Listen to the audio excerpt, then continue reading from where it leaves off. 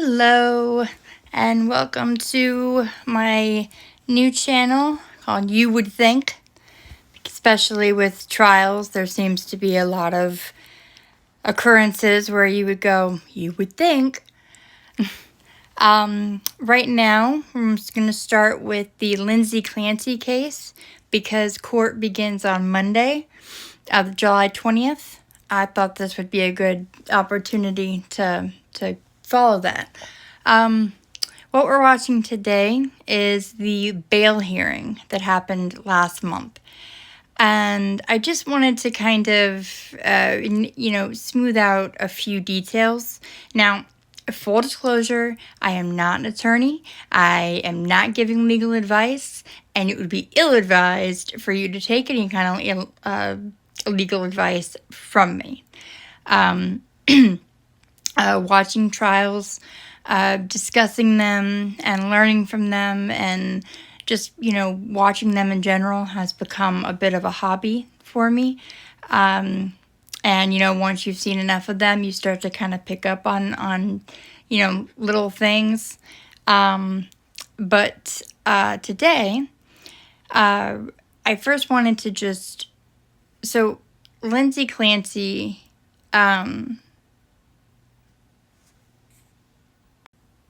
really just wanted to just lay out a few details. So Lindsay Clancy was the mother who on January 24th, 2023, she strangled her 3 children, little Cora, who was 5 years old, Dawson, who was 3 years old, and Callan, who was 8 months.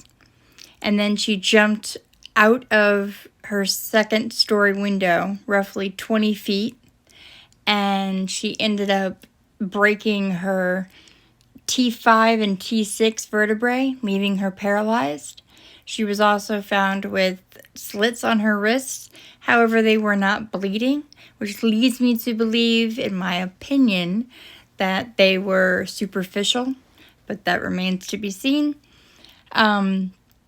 And a few things like you may hear the prosecution in this case be called the Commonwealth. And if you followed the Karen Reed trial, for instance, the prosecution, the state, is called the Commonwealth in Massachusetts. Also, her charges are 3 counts of murder. Now, we're used to seeing first degree, second degree, but in Massachusetts, falling in line with the Massachusetts General Law, Chapter 265, Section 1, the prosecution can charge a defendant with murder, and if they are found guilty, the jury is the one who decides first degree, second degree, and so on. So I wanted to kind of make that distinction as well. Again, this is a bail hearing, so the Commonwealth is going to argue why they believe she should not get bail, and in doing so, she lays out the timeline of everything and a bunch of other details that I'm not going to regurgitate when you're going to watch it here in just a moment. And then the defense, who, by the way, her defense attorney is Kevin Reddington. This dude he is an exquisite trial attorney. This guy can make you believe anything. He is a very, very good and respected attorney. So she is well represented, and I'm kind of interested and anxious to hear his antics throughout the trial and the way that he, defends. But regardless, after the Commonwealth, then he'll get up and, argue as to why she should get bail. And then we will reconvene. And then lastly, the judge's decision on if she grants bail or not. So, we will begin with the Commonwealth addressing the judge. And we will reconvene after that. Thank you so much for being with me.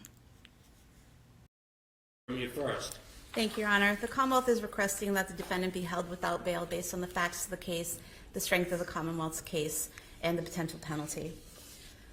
On Friday, January 27, 2023, using an erasable whiteboard because she was still temporarily intubated, one of the first questions that Lindsay Clancy asked was, "Do I need an attorney?" She knew that she had murdered her children, and she had the clarity, focus, and mental acumen to focus on protecting her own rights and interests. The following is a summary of the events that led to the murders of Cora Clancy, Dawson Clancy, and Callan Clancy. On the morning of Tuesday, January 24th, 2023, the defendant took her 5-year-old daughter Cora to the pediatrician's for an appointment. She interacted with a receptionist, nursing staff, and a doctor. There were apparently no issues with the defendant's demeanor or behavior as she completed the appointment and was allowed to leave with Cora without any issues or concerns. When she returned home, she went outside with Cora and her 3-year-old son Dawson to play in the snow. They built a snowman. The defendant sent photos to her mother and to the defendant, to her husband. She texted with them. Nothing in the text was out of the ordinary or any sign of any distress or trouble. Back inside later that day at 4:02 p.m., the defendant searched on her phone Kids Miralax. She then searched that Takeout 3V via her cell phone at 4:13 p.m. Immediately after doing that, she used Apple Maps on her phone to determine how long it would take someone to drive from her home in Duxbury to 3V Restaurant in Plymouth. So she would know how long someone would be gone if they ran that errand. She next went on the CVS website at 4:47 p.m. and then called CVS on Summer Street in Kingston. She spoke to the manager of CVS and asked if they had the Kids Miralax. The manager told her no, but they had other similar medications. According to the manager of CVS, her voice did not sound slurred or impaired in any way. She had no trouble understanding the defendant, and it was a perfectly normal conversation. At 4:53 p.m., the defendant texted her husband, who was working in his home office in their basement. She texted, "Any chance you want to do takeout from 3V? I didn't cook anything. It's been a long day." This was an unusual request, as when the family ordered takeout, they'd usually go somewhere closer to home, but it was a place that they had been in the past. Patrick Clancy texted back yes, and then the defendant asked him to check the menu. At 5:06 p.m., the husband texted the defendant asking what she was going to get. She responded, "A Mediterranean power bowl." She spelled it correctly, and it was something that was on the menu. He then told her that he wanted the scallop and pork belly risotto. At 5:10 p.m., the defendant called 3V Restaurant to place the order. She got the order correct. She gave the correct name for pickup, Patrick. The hostess who took the call said there was nothing out of the ordinary about this call. She was able to understand the defendant, that her voice was not slurred or impaired in any way. At 5:15 p.m., Patrick Clancy headed out the door to run these errands at the defendant's request. As he left, she texted him Pedialyte liquid stool softener. Surveillance footage shows Mr. Clancy at CVS on Summer Street in Kingston at 5:32 p.m. He goes to the medication aisle, the children's medication aisle. Phone records show that he called the defendant at 5:33 p.m. and she did not answer the phone. She then calls him back at 5:34 p.m. and the call lasted 14 seconds.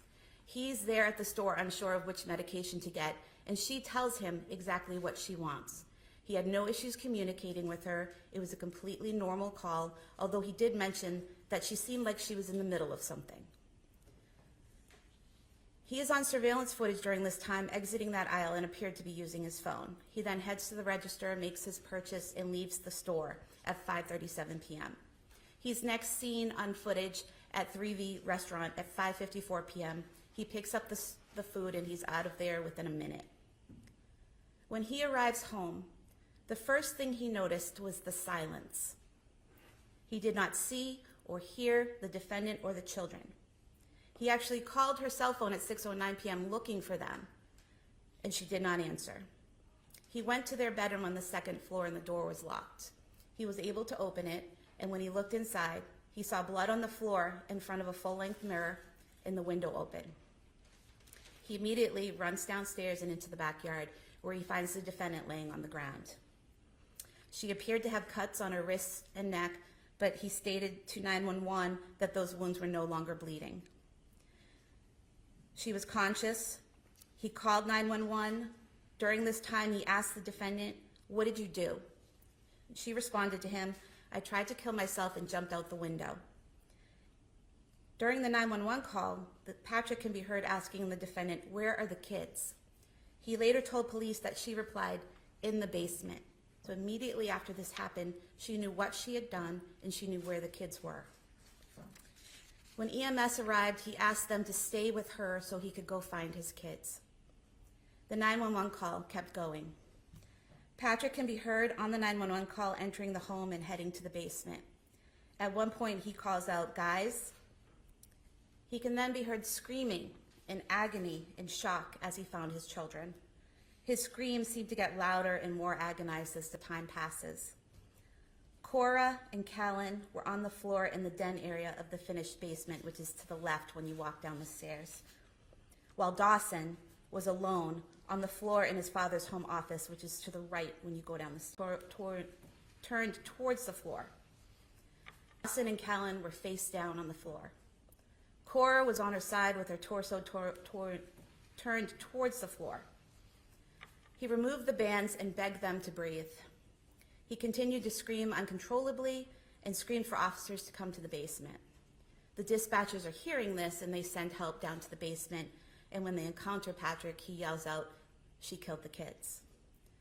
The police rushed the children to ambulances that brought them to the hospital, and unfortunately, Cora and Dawson were declared dead at the hospital. Callan was med-flighted to Boston Children's Hospital. Medical staff was able to restart his pulse, but not his brain activity.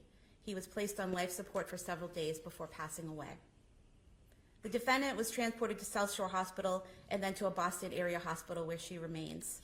She sustained several broken bones in her back and her rib cage. The police were able to find several notebooks in the defendant's home pursuant to a search warrant, and also notes on her phone that were similar to journal entries. In the months, weeks, and days preceding January 24th, 2023, the defendant meticulously detailed her daily activities, her children's lives, her mental state, and her medication use. Her writing was clear, precise, and articulate. She never indicated that she was hallucinating, delusional, or had disordered thoughts or speech.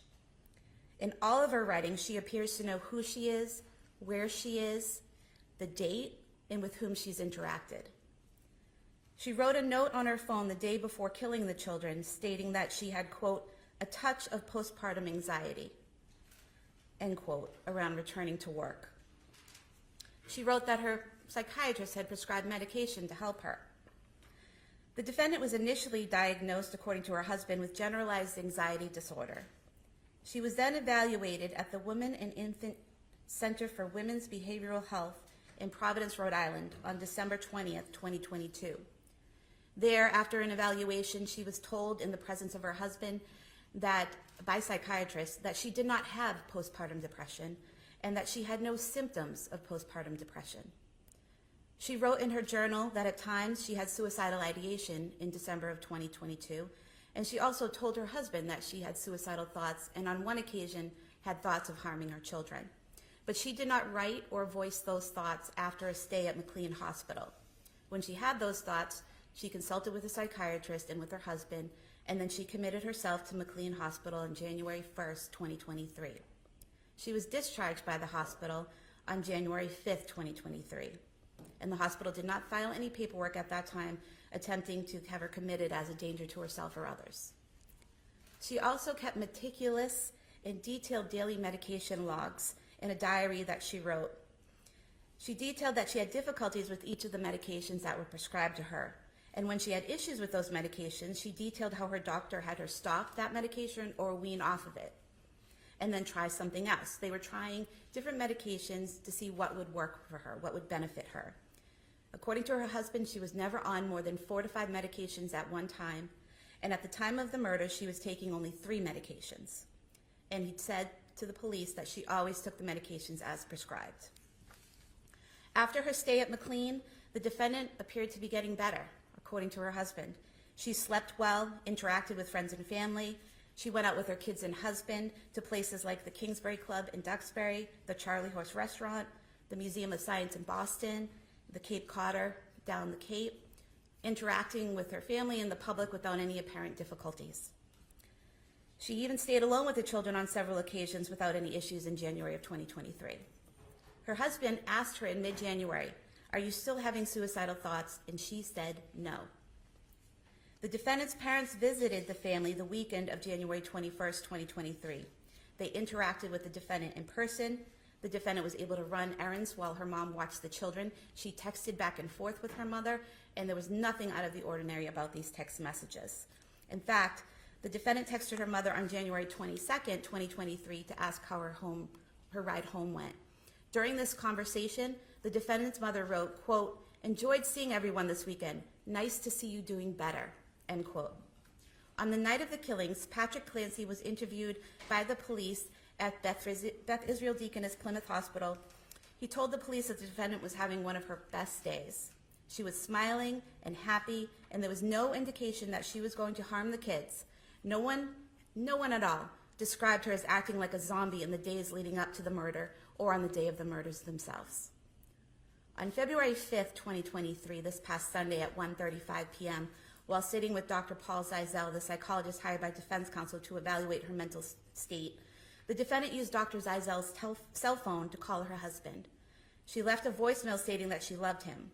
Yesterday, on February 6, 2023, at 10:09 a.m., she again used Dr. Zeisel's cell phone to call her husband. This time he answered, and during this call, the defendant stated that after he left the house that night, she killed the kids because she heard a voice and had, quote, "a moment of psychosis," end quote. He asked her what voices she heard, and she said she heard a man's voice telling her to kill the kids and kill herself because it was her last chance. Patrick Clancy told the police the defendant had never heard voices before. He also told the police the defendant had never used the word psychosis to him before. The first time she used that word psychosis was when she was with the doctor hired by defense counsel and using his cell phone. The defendant actually wrote a note on her phone on October 25th, approximately 3 months before this happened, October 25th, 2022. She wrote, quote, "I think I sort of resent my other children because they prevent me from treating Cal like my first baby. And I know that's not fair to them, I know that. I was feeling so depressed last evening when Cora and Dawson came home from school. I know it runs off on them, so we had a pretty rough evening. I want to feel love and connection with all of my kids."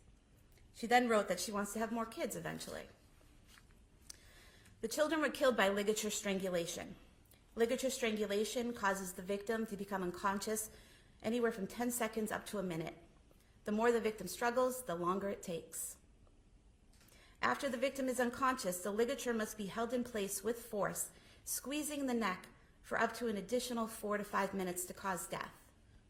Therefore, she had to strangle each of them to unconsciousness and then make sure the bands were squeezing their little necks for several minutes. She could have changed her mind at any point during that time and removed those bands from their necks, and she did not. The defendant did not take advantage of the situation when her husband left the home that night. She created the situation, and she used Apple Maps to make sure she would have enough time to strangle each child before her husband returned from where she had sent him. The defendant is a danger to herself and others. She planned these murders, gave herself the time and privacy needed to commit the murders, and then she strangled each child in the place where they should have felt the safest, at home with their mom. She did so with deliberate premeditation and extreme atrocity and cruelty. And to supplement what the defense counsel has provided, I have a statement of bail argument to file with the court. And the domestic families court. Thank you, Your Honor. Thank you very much. Attorney Reddington. Thank you very much, Your Honor.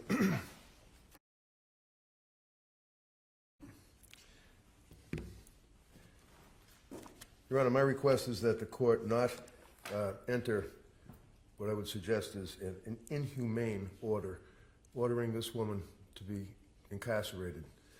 We all know, as people that work in the system, that jails and prisons are woefully deficient in medical care of the most basic type. We all know that this is an individual, as Rhonda knows from Dr.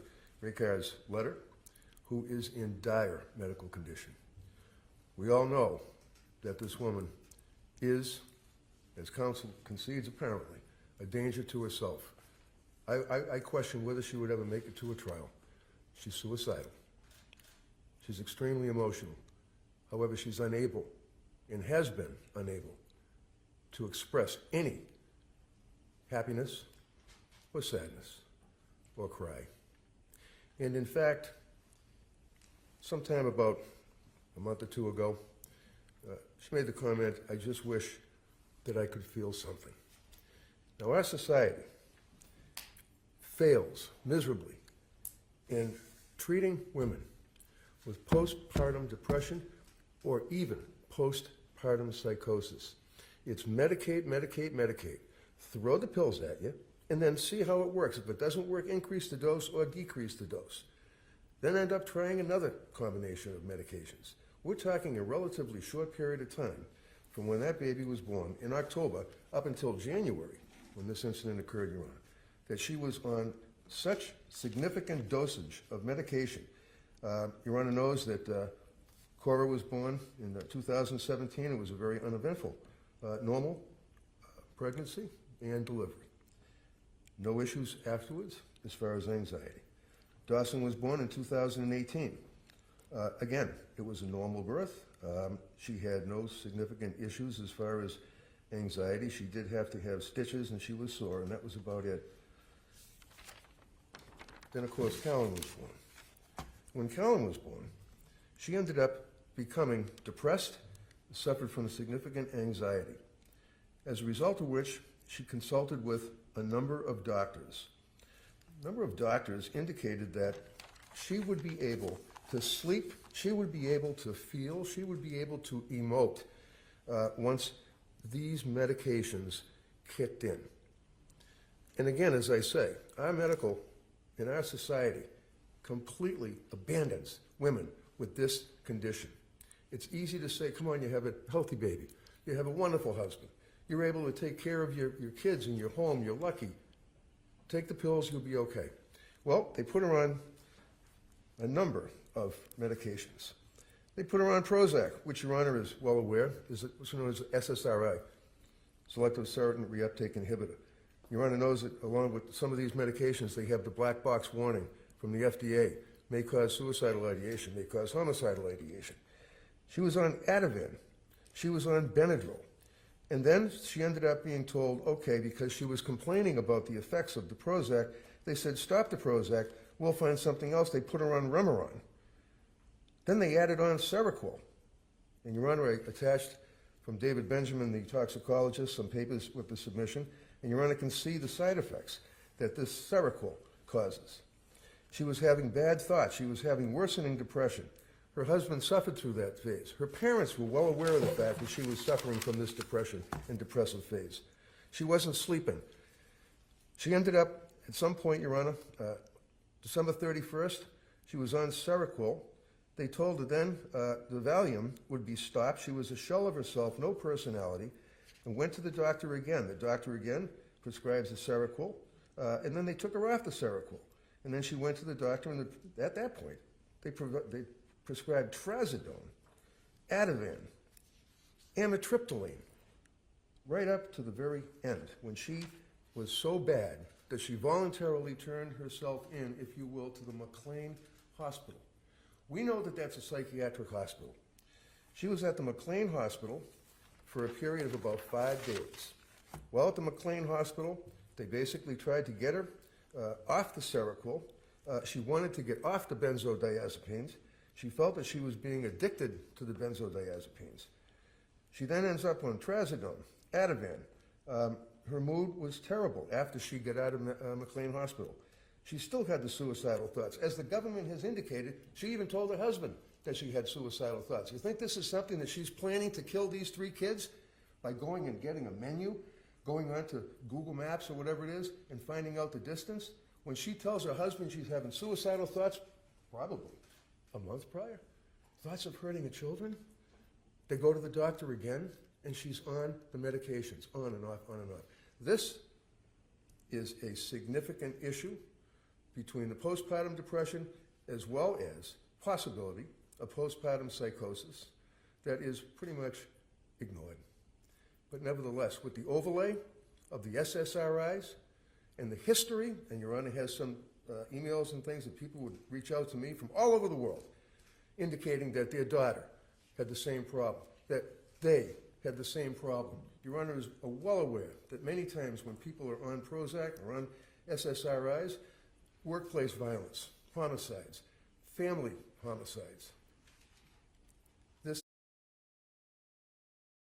is clearly a tragic, which is a word that's used too much in the criminal justice system, but this really is a tragedy, this case. So we have, obviously, I would suggest, a very good defense for this young woman. She's 32 years of age, Your Honor. She met her husband. He was the love of her life. They got married. Wonderful young couple, and as counsel noted, she always wanted to have kids, always wanted to have babies. She's a nurse. She went to be a midwife because she wanted to help other women that would be in having babies, but didn't want to have all the medications. She was not a big medication person. Your Honor saw, I think there's probably close to 50 letters that have been submitted to you, and I know you read every one of them. The incredible outpouring of support by other nurses that work at Mass General Hospital. The fact that these women have a vigil, that they write the letters to this court imploring you to understand that you sentence, as far as bail issue, the woman before you, who was a beautiful person, who was thoroughly destroyed by these medications. That's for another day, obviously. A bail issue, bail argument.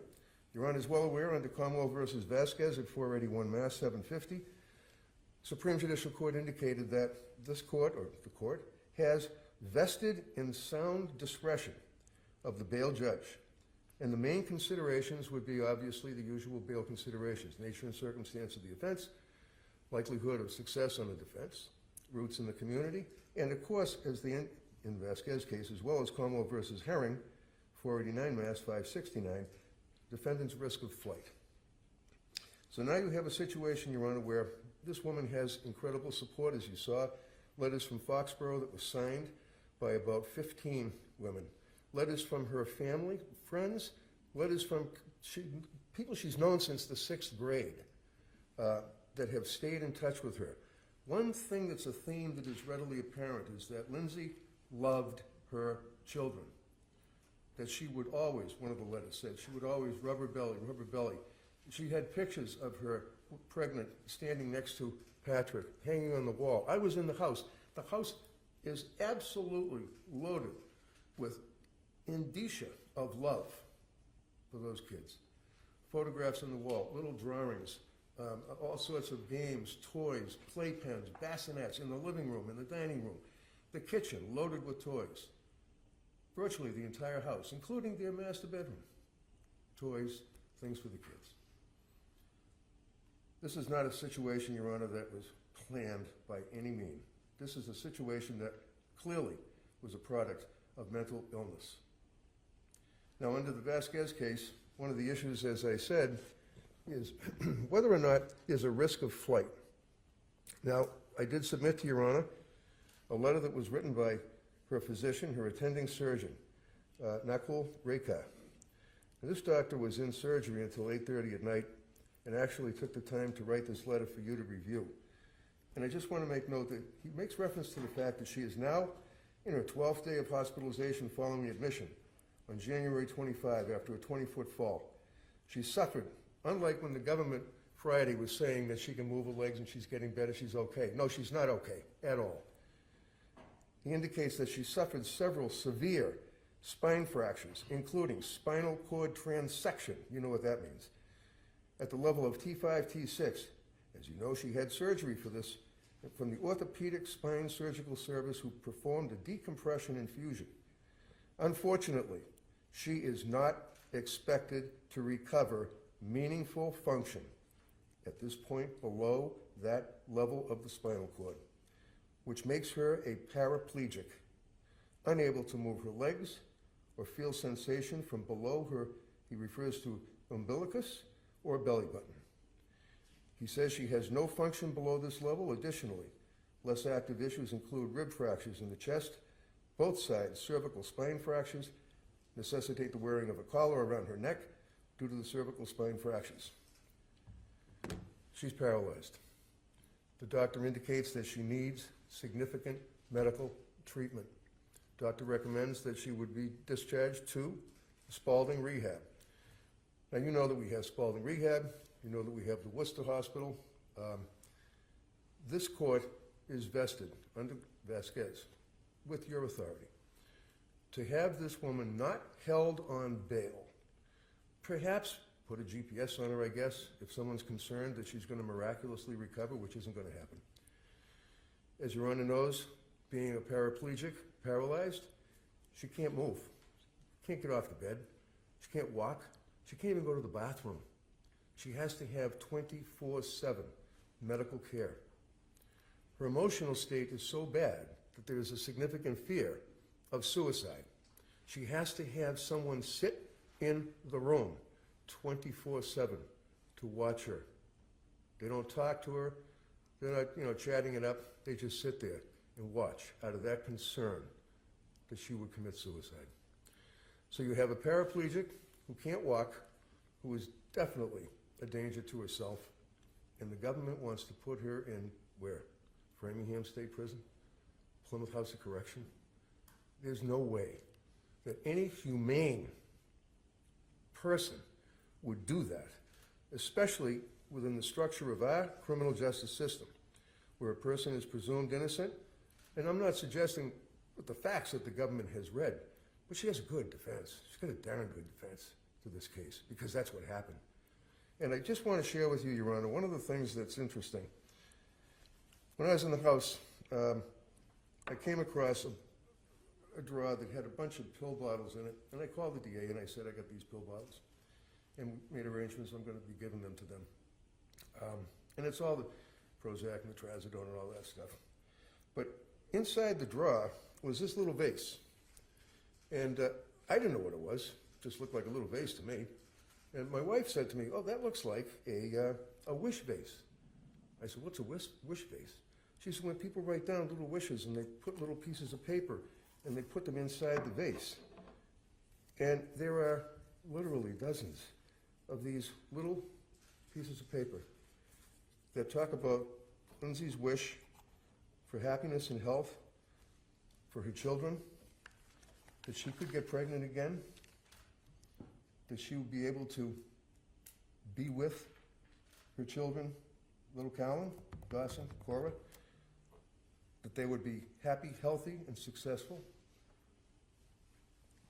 This is not a woman, Your Honor, that had any reason to harm those innocent children. My request, Your Honor, is that the court would put her on a GPS if you feel that's required, and let the doctors continue to treat her. Let her go to Spalding Rehab. She will sign a waiver that allows probation at any time to speak with her treating physicians or social worker. Find out how she's doing. Does it look as though she's getting close to regaining the ability to walk, which she isn't, but nevertheless, they would be able to do that. And then the government would be notified, and they can come back in here again and try to hold her without bail, and my request would then be to Worcester for the emotional and the mental illness aspect. I don't think that it's fair or just or consistent with our duties to each other as human beings to put her in jail. I'm asking that she be allowed to continue with her medical treatment, Your Honor. Commonwealth? Your Honor, if I may, I did look into medical treatment if she's held. We were under the impression we had received information before that she could move her legs, but then we learned updated medical information that she, for the time being, is paralyzed from the waist down. If she is held, she could go to the Shattuck Hospital. If Shattuck does not have what she needs, she can be sent to another facility, and the corrections officers would go with her there. Shattuck would actually work with her, the doctors at the hospital she's currently at to determine the best course of treatment. And if whatever she needs, she's going to get. But as defense counsel said, she is a danger to herself and, from the Commonwealth's perspective, others. And just because she is paralyzed does not mean she's not a flight risk. She will be in a wheelchair eventually, and she can be driven somewhere, she can be flown somewhere. It does not mean that she will never be able to leave this area. Just would like to say that. Sure. Yeah, sorry. Go ahead. Thank you. I have been, unfortunately, in the Shattuck Hospital. To suggest that she can get, quote, what she needs from the Shattuck Hospital is absolutely not true. The care that she's receiving at the hospital she's at now and the care that she would be receiving at the Spalding Rehab are light years ahead of the dismal, dank conditions of the Shattuck Hospital that we put our prisoners in. It's like something out of Iran, and that's not fair or correct. Okay. So let's break this down a little bit. So a lot of the points that he made were legitimate points as to the fact that I think we all can agree a lot of jails and prisons don't really have the type of medical care that somebody in her state at the moment would be able to handle adequately. I personally think it would be in her best interest to stay where she is so she can get her adequate medical care. A few things that she does have going for her, though. She has a very well-documented history of her medications, all the medications that she was given, that she weaned off of, that she got off of, that she changed, and how long this had been going on, and that she was communicating to her doctors that she was not feeling herself. She was having trouble sleeping. She had anxiety. And I will say, I do suffer with anxiety, and I have a really hard time sleeping. And I have actually been prescribed and am currently on a few of the medications that he mentioned, like Seroquel, which is a very powerful medication if you've ever been on it, and Valium. And, I was on Zoloft, and they took me off Zoloft and put me on Cymbalta. And I remember that change from the Zoloft to the Cymbalta was intense. It was not an easy switch. So some of these medications, they really do speak to, her, I suppose, state of mind, I suppose. But I'm going to attach the motion that was filed that details all of these things, like when she was taken off of them, the fact that the doctors just seem to completely miss a potential bipolar disorder diagnosis. That, again, not a doctor, it's personal opinion. I think with what she was presenting, that there was a good bit of bipolar mixed in there, but none of her doctors, it just kind of seemed like run-of-the-mill, right? Like she'd go to the doctor, she'd get prescribed something, and then, they'd be like, oh, okay, well, that didn't work, so let's wean you off this and do it like this. Like, it just seems like all the doctors do the exact same thing. Like, it's a copy and paste remedy of some kind, which, that's just not helpful. I don't know if I mentioned this before, but on January 1st, now, mind you, this occurred on January 24th, 2023. On January 1st, 2023, this woman told her husband to take her to a psych hospital. I believe he said it was the McLean Hospital. And she stayed there inpatient at this psych facility for 5 days. I mean, there really is a good argument here for her psychological state of mind, the being over medicated, and just the doctors really not like really seemingly taking care of her the way that they potentially should have, and the fact that it is documented that after the first two children, actually after the first child, she didn't want to take certain medications because, she wanted to breastfeed, and you can't breastfeed if you take certain medications. So, and then when she had the second child, she mentioned having increased insomnia, anxiety, all of these different symptoms. But yet again, the breastfeeding issue came into play. But then after Callan, was born, it just intensified to an extent that her husband is actually going to testify on her defense. He is standing by her. You know what I mean? He just lost his 3 children in the worst way. And he is standing by his wife because he knows what she went through. And and that really does speak volumes. It really does. So, that's one thing that she does, have going for her is, some good documentation of a medical history. One thing that he did mention is when she jumped out of the window, that was a 20-foot fall, and she broke her T5 and T6, like in her spine. I'm not extremely familiar with how that works or how low it is. I don't know. I just know that he said T5 and T6. And apparently because of that, she cannot move or feel anything from roughly her belly button down. And then the last thing, okay, he brings up that little jar. The little jar that is called a wish vase.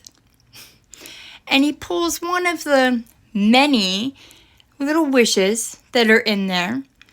And some of them say things like she wished for happiness and health for her children.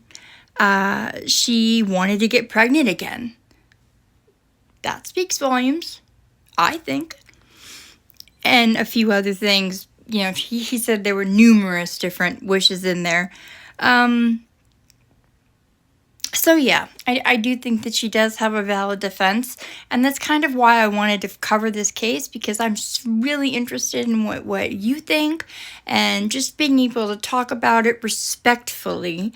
And I will say this too. He was talking about, I don't remember the name, but he was talking about, I believe, the prison that they'd be sending her to, where she would get this, all the care she needs. He called it dank and something out of Iran. This is just like a taste of the types of stuff we're going to see from Kevin Reddington. This guy is a very good attorney. And I think that she's in good hands. And while I'm, of course, I'm a mother. I have one child. She's 21 now, but she's still my child. And, I feel awful, obviously, for the children, for the whole situation, but, it happened. And now we have to go back and we need to examine why it happened so that we can prevent it from happening to anyone else. So those are my thoughts. Please comment any of your thoughts or questions even. Like I said, I'm going to link the motion in the description. And just remember to like and subscribe so I can build my channel and I can do more of these. Lastly, we are going to listen to the judge's decision about bail. Thank you both. Both of you, all of you who appeared before me that will be litigating this case are all very well respected, and I'm sure at some point in time in Superior Court, this case will be tried in a very professional and very well by both sides. As counsel stated in Commonwealth v. Vasquez, the Supreme Judicial Court addressed the issue of bail in first-degree murder cases, and Justice Lowy issued a detailed decision about the issues in these types of cases. The court found that a defendant charged with first-degree murder has no right to bail, but may be admitted to bail in the discretion of the judge. The court ruled that a judge should consider the nature and circumstances of the offense and weigh the defendant's risk of flight in light of the strength or weaknesses of the Commonwealth's case and the potential penalty of a sentence to life in prison. The court further noted that appropriate considerations for a judge would include the defendant's family ties, financial resources, length of residence in the community, character, mental condition, record of conviction, appearances at court proceedings, or any previous flight to avoid prosecution or failure to appear at any court proceeding. It is important to note that the purpose of bail is not to impose punishment. The court has conducted a careful review of the details of the case and the defendant's history. The court's reviewed the filings that have been made, as well as letters submitted by counsel for the defendant and the update that was received from her attending trauma surgeon. The factual allegations in this case are both horrific and tragic. The potential penalty faced by the defendant, if convicted, is severe. The defendant has no criminal history. She does not even have a driving record.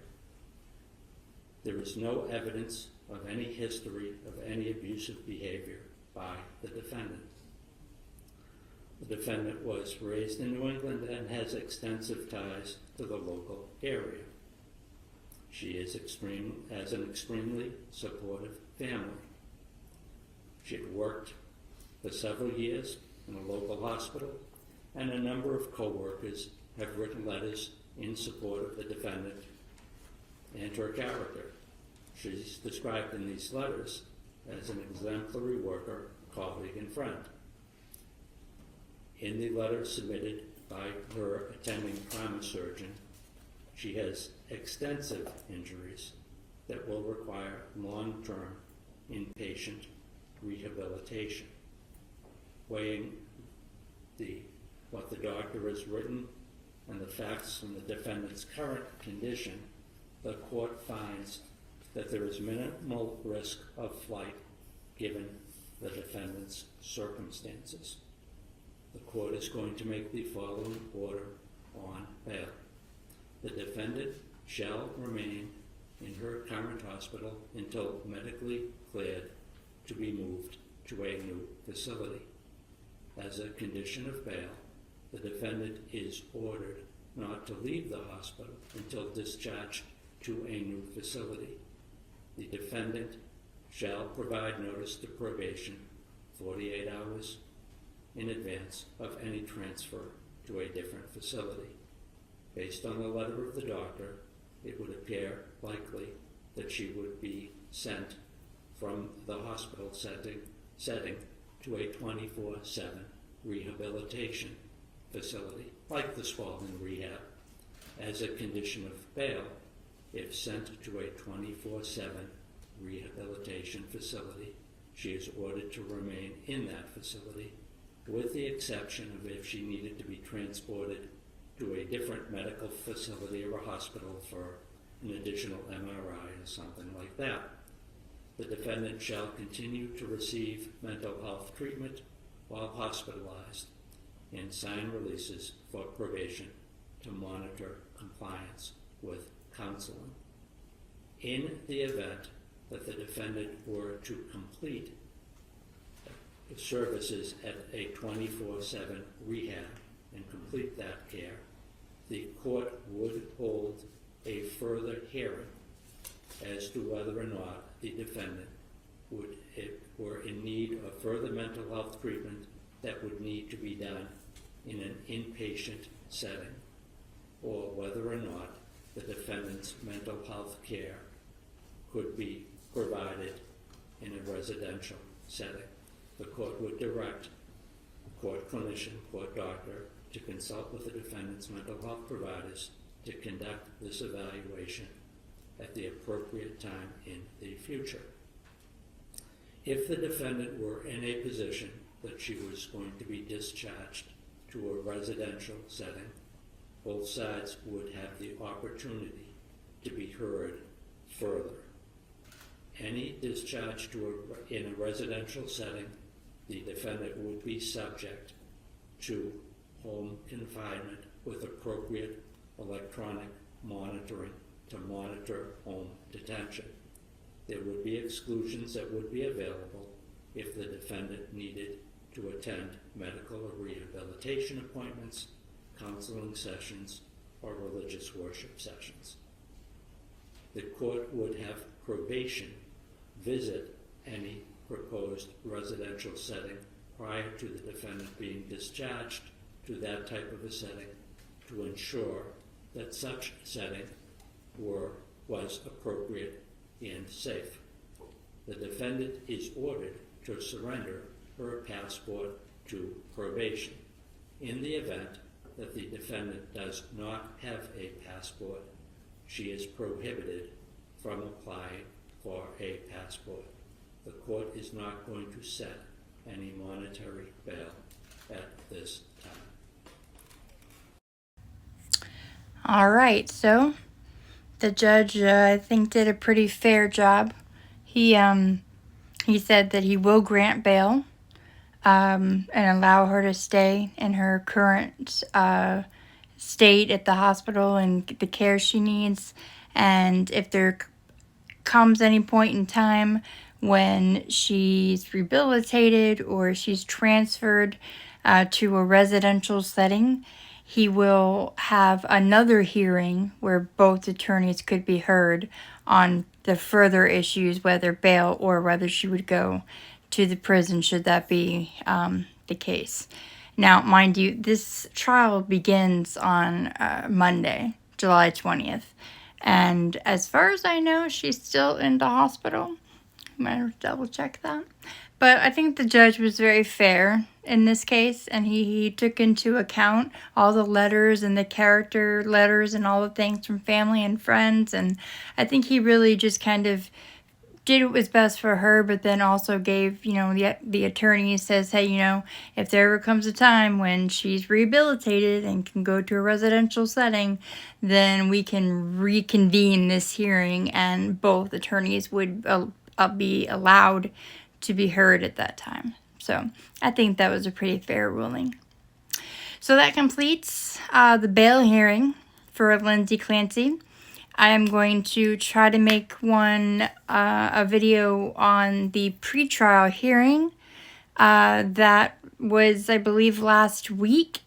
And that way we can kind of get a full picture of what to expect when court begins on Monday. And I plan on following the whole trial.